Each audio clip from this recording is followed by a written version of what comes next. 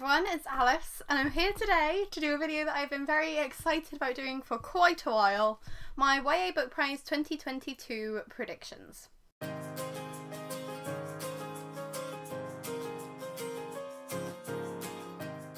there's a lot of big change for the YA Book Prize this year. Every year so far it has been hosted by Hay Festival, and that has been where they have done the big awards ceremony. That has been where the winner has been announced. But this year they're actually partnering with Edinburgh Book Festival instead, which means we're running a bit behind schedule on the timeline, because normally the shortlist is announced in like February and then the winner is announced in May. So the fact that the shortlist is being announced on Thursday the 23rd of June at 1 PM means that it's already a month after the winner would have been announced. For that reason, I have had trouble doing this shortlist because I don't know where the cut-off point will be for the previous year's releases, because normally if the shortlist is released in February, the cut-off point is normally November releases, so you've got like a 3-month period there. So there is a chance that we might have some surprises in the shortlist when it does get announced. It might be a case that I'm completely off because I'm still looking at it through that lens of the timeline that I've had in my head previously. But hopefully, if they do it at Edinburgh Book Festival this year and it works really well, then that will be the way that they do it in the future. And then this time next year, I should be a little bit more prepared with my predictions.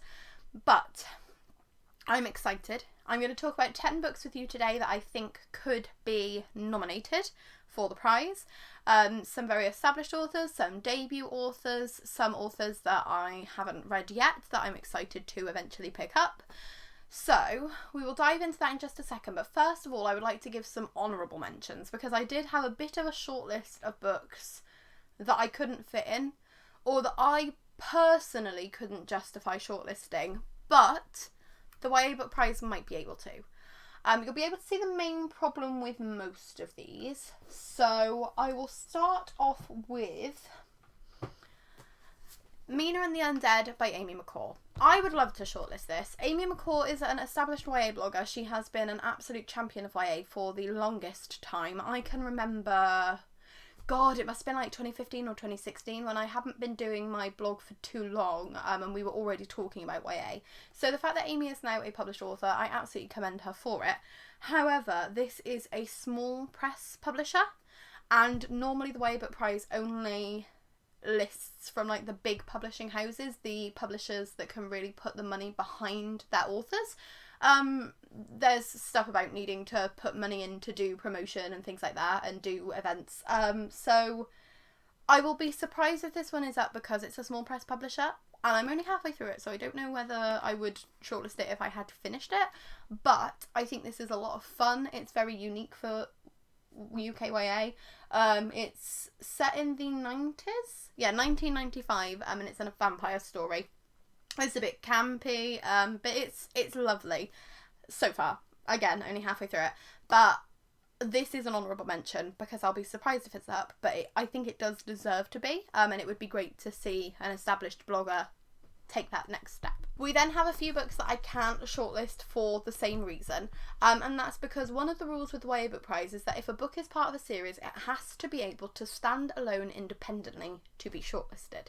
So I couldn't shortlist Endgame by Mallory Blackman because I haven't read it yet, but I don't think that it will stand alone by itself. The previous book, the 5th instalment in the Noughts and Crosses series, was shortlisted, but I read it with Sean and we were both very surprised by the fact that they had shortlisted it. I know that Mallory Blackman is an amazing YA author. I know that she has single-handedly changed the face of YA in this country, so she does deserve to be shortlisted, but when one of the rules is that it has to be able to stand by itself, and you've got the 5th book in the series that ends on a very big cliffhanger, needs to have a sequel, it doesn't stand by itself. So Endgame deserves an honourable mention, but again, I couldn't shortlist it myself. The same goes for As Good as Dead by Holly Jackson. Now, personally, I didn't like this book. I didn't think it was a good ending to the series, and I really loved the first 2, so I'm surprised to be saying that. But there's a chance that this could be shortlisted because the first 2 were both shortlisted. The second book stands better by itself than this one does. but it does still rely on the earlier events. So this one relies more heavily on the earlier events, so I would be more surprised if this one was up. But if 2 out of 3 of the trilogy have been shortlisted, there's a chance that the third one might be. So an honourable mention for As Good as Dead. We also have an honourable mention for Witches Steeped in Gold by Shannon Smart. Again, a book I didn't personally enjoy. I think that for UKYA it is very unusual. It feels more like a US publication. And even for the hype level, because UKYA always seems to struggle to get the level of hype that US published YA receives. And for this to have not only been in Fairy Loot, but it was published in America simultaneously. It was also in the Alcrate box. Like, it was very, very hyped. The reception was a little bit lukewarm afterwards because I think the hype oversold it. Especially because it does have some problems with editing and proofreading, but that isn't Shannon Smart's fault, that is the fault of the team behind the book. So again, I wouldn't be surprised if this was shortlisted because of the level of hype, and Good Girl's Guide to Murder, that also received a lot of attention on both sides of the pond, and when that was up, I think that was one of the reasons that it did end up getting shortlisted, because it was suddenly a very huge YA release for this country. So on the one hand, I wouldn't be surprised to see this up, but on the other hand, I didn't enjoy it that much myself, so I couldn't personally put this one up. I think that's all of the honourable mentions, but I'm just going to check my phone in case. So the final honourable mention of the day goes to All Our Hidden Gifts by Caroline O'Donoghue. This was a very fun read. Surrounding Ireland and feminism and witchy stuff. But my problem with this one again was it didn't feel like a standalone, and when I read it I actually rated it down on the basis of that because the sequel hadn't been announced. The sequel has since been released, but it doesn't feel like it stands independently. It doesn't feel like a cohesive and complete story in its own right. So again, not one that I could justify shortlisting myself, but one that does say a lot of very important things, so I wouldn't be surprised if this one is shortlisted either. So, those are the honourable mentions, which I have literally just thrown in here so I can kick myself in a couple of days when the shortlist is announced and I realise that I had all of them, but I pulled 5 of them out at the last minute. So, let's get on to my personal YA Book Prize shortlist predictions. I'm very excited about some of these. I haven't read most of them because I've been really struggling to read YA this year. That's going to be convenient when I have to try and read 10 books in 2 very short months, but we'll figure that out together. So, starting off with 3 authors who have liked on Instagram the announcement of when the shortlist is being announced. So I know that that is not a definite confirmation, but I think it makes it slightly more likely. And I also had all 3 of them on my personal predictions before that post went up. So I'm just like kind of resting on my laurels a little bit with these 2 because I think they're pretty much shoo-ins. So the first of those is Destination Anywhere by Sarah Barnard. See, the only problem with this one is that I believe the ebook came out when it was originally supposed to come out, because everything got very wacky because of the pandemic, because I thought this one was going to be up a couple of years ago and then it wasn't. But the paperback only came out last summer, like toward the end of summer. So it will depend again on the rules of the timeline, because this one might be already kind of exempt from being shortlisted because of the fact that the ebook came out earlier. But Sarah Barnard has been shortlisted for the YA Book Prize twice, with both Beautiful Broken Things and with Goodbye Perfect. She won with Goodbye Perfect, so I wouldn't be surprised to see Destination Anywhere up there. It's a standalone, so it doesn't rely on anything else. It has a gorgeous cover, and I know that's not a reason to shortlist it, but I just want to shout out to Sarah's cover designers because they're always amazing. But I've read four of Sarah Barnard's YAs so far, and I've loved every single one of them. She is very good at tackling realistic issues in a sensitive way. She's very good at making you root and care for these characters, and I think that those are both amazing things to have in YA novels, because you need to make that connection with the reader, and you need to be able to make it feel realistic. And Sarah Barnard does both of those with aplomb. So if she's not shortlisted, I'm gonna blame COVID. and the timeline. I'll be honest, I can't remember anything about Destination Anywhere because it was meant to come out so long ago. But my reasons for shortlisting this one are literally just because Sarah Barnard's won it before, and because I know how amazing her YA is. Like, she's got prior. I know that she's good at that. My second prediction is the Yearbook by Holly Bourne.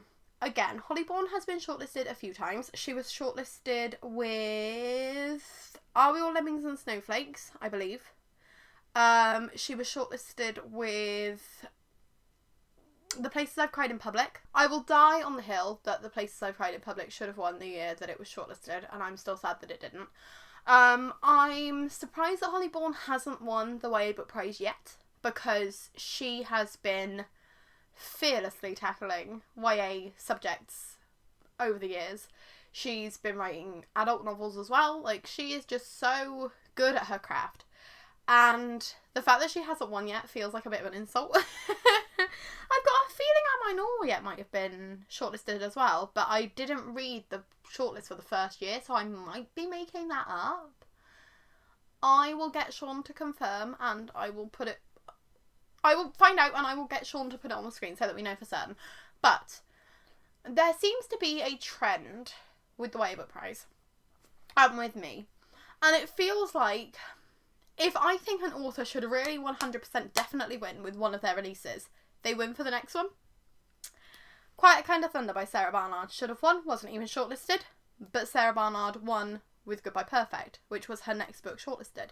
Clean by Juno Dawson should have won, it was absolutely amazing, but Juno Dawson wins with Meat Market, which is her next book shortlisted. So, my logic here is, I wanted The Places I've Cried in Public to win so badly that the Yearbook has to.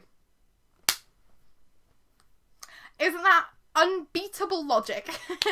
All I can remember about the Yearbook is that it's some kind of Mean Girls-esque YA drama about female friendships and about the kind of toxicity of them and the way that females can be their own worst enemies in school environments. I think it might be Burn Book-esque. Again, I own it, I haven't read it yet, but I know Holly Bourne's writing, and I've read a lot of her books, and I've loved all of them. There is not a single one of hers that I have rated low. So I know I'm going to love it. And as I said, The Place I've Cried in Public didn't win, so the Yearbook has to, right? Right? The third author who has liked the announcement post that I am sure is going to be shortlisted is Simon James Green with You're the One That I Want. This is a queer Grease retelling, and do you need to know any more about it? Grease. We like Grease on this channel. Queer books. We like queer books on this channel. I am surprised that Simon James Green hasn't been on this shortlist before, because Never Can't Even was very, very popular, and they often don't feature, like, humour books, which is surprising because there's quite a lot of like YA comedies that I think could have been up in the past that haven't made it. The books that they have featured that have been humorous, I haven't found funny at all. So this might be one of those things that I think it sounds amazing and I think it's going to be really funny. So just by virtue of the fact that I think it's going to be funny, I'm cursing it from ever being on the shortlist. But I'd like to see it on there. It's good to get representation, so having queer books on this shortlist would be great. There aren't many male authors writing YA in this country, so it would be great to uplift one of those. And yeah, like, I'm surprised he hasn't been shortlisted before, so why shouldn't he be shortlisted this time? And he's like the Post, so pretty much a shoo-in. And now we'll move on to the 7 other books that I think we're going to see on this shortlist.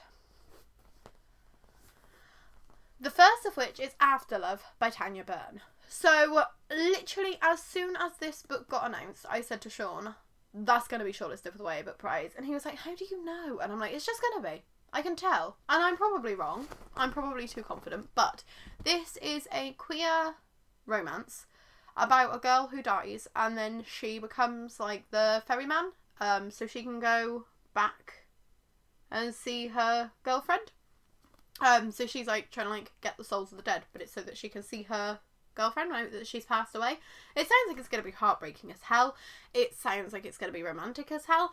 This cover is such a brave cover.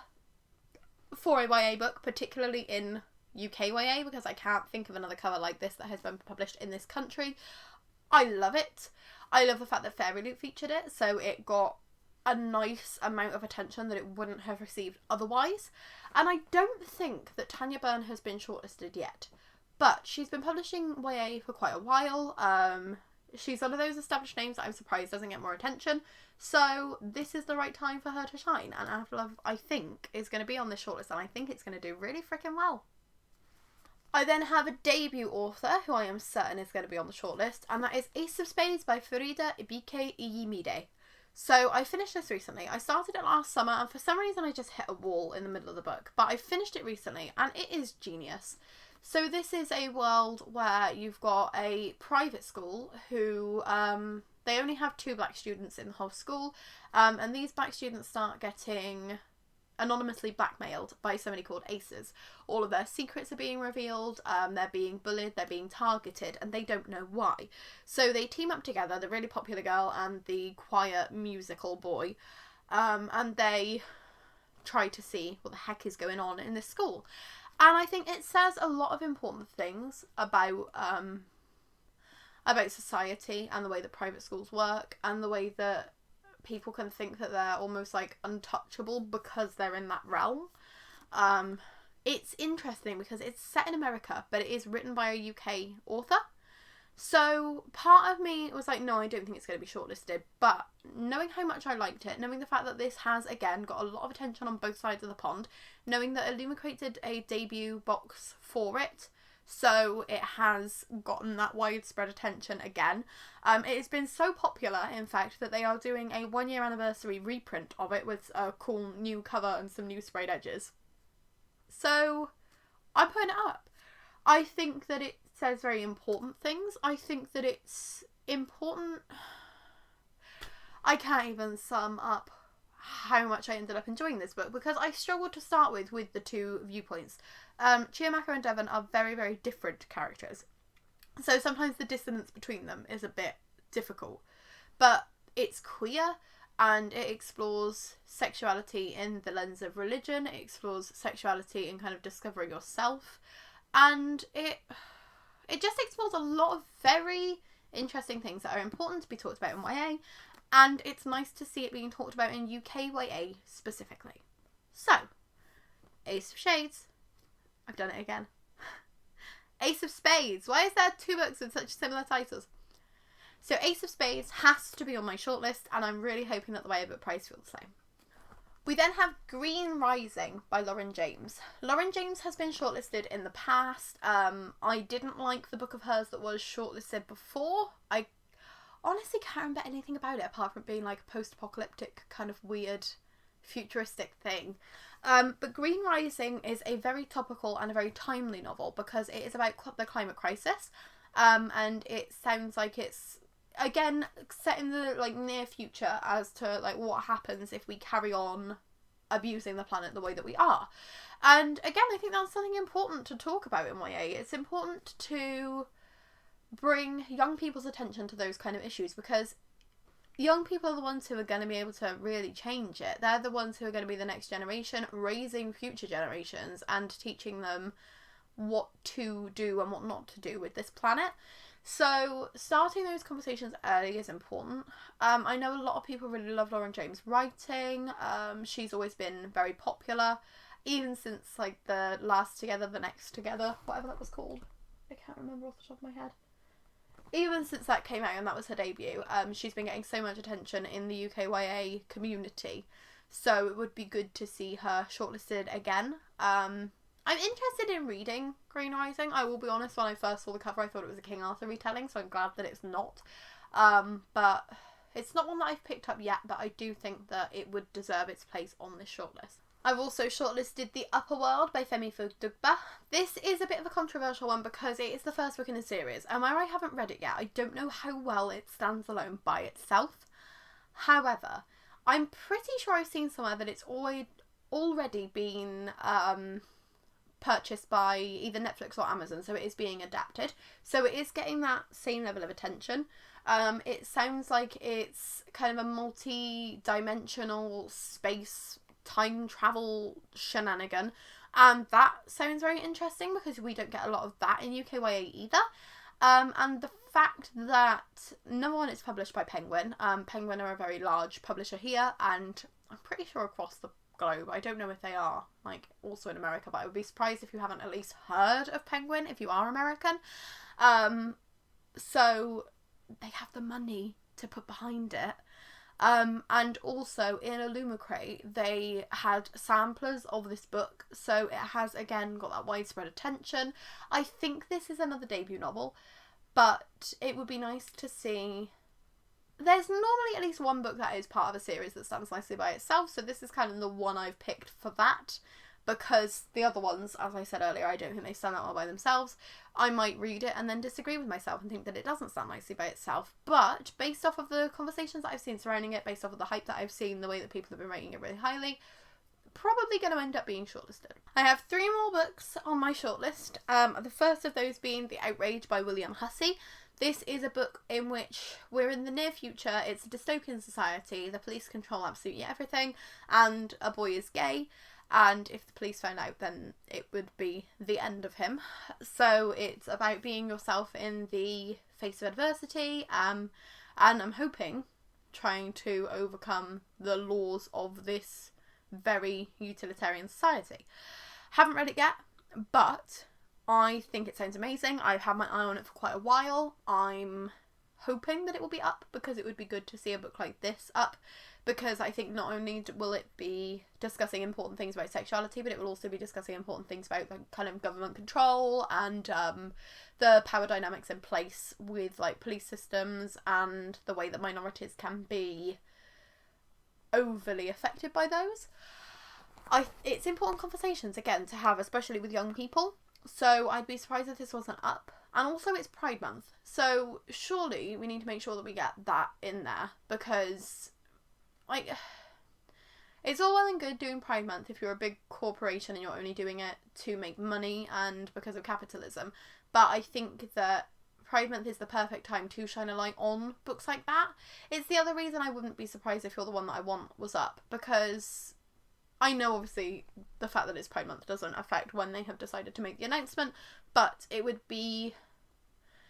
feel wrong to have this shortlist without having that diversity in there during this month. And especially because UKYA is doing such a good job of publishing diverse stories from a range of backgrounds, and particularly LGBTQ plus backgrounds. So I want to see those books up. I want to see them on this shortlist. So The Outrage is one of my 10.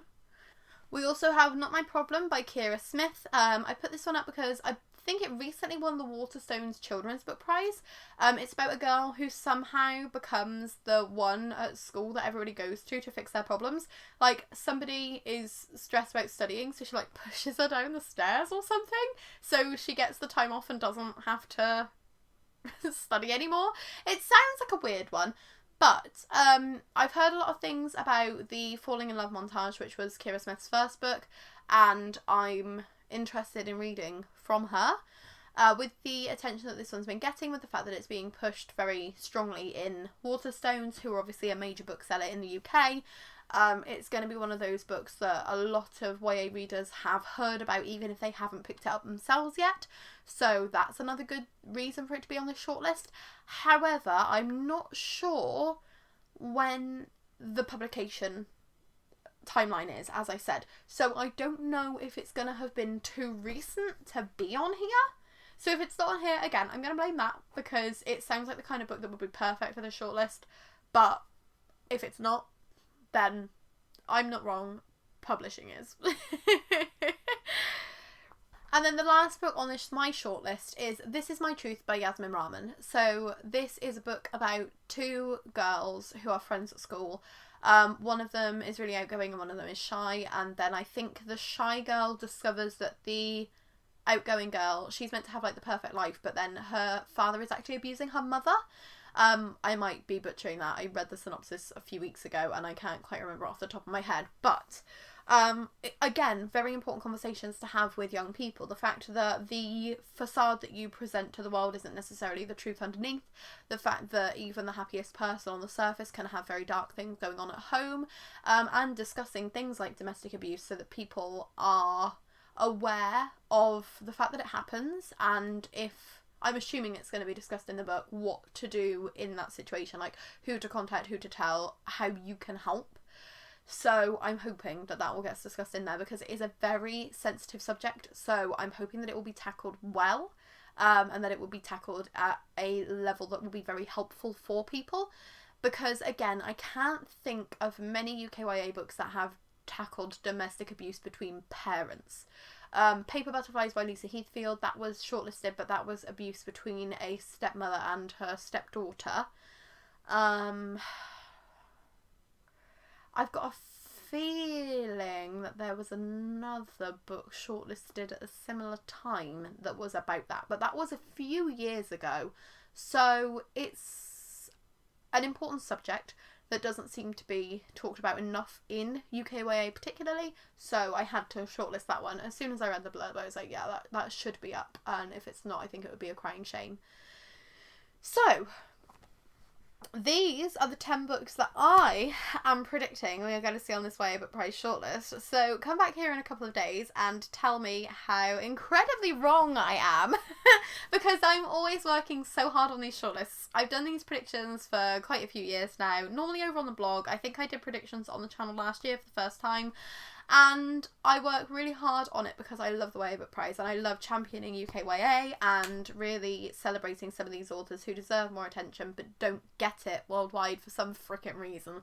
So I always think, yeah, that is the perfect shortlist. I have got every single book, and then normally I manage to get 3, and then the other 7 books are ones I haven't even heard of, even though I've been researching this really well, and I am somebody who tries very hard to keep on top of the UKYA publishing game. So hopefully there will be some surprises. Hopefully there will be some books that I haven't heard of that I can then shout to you about.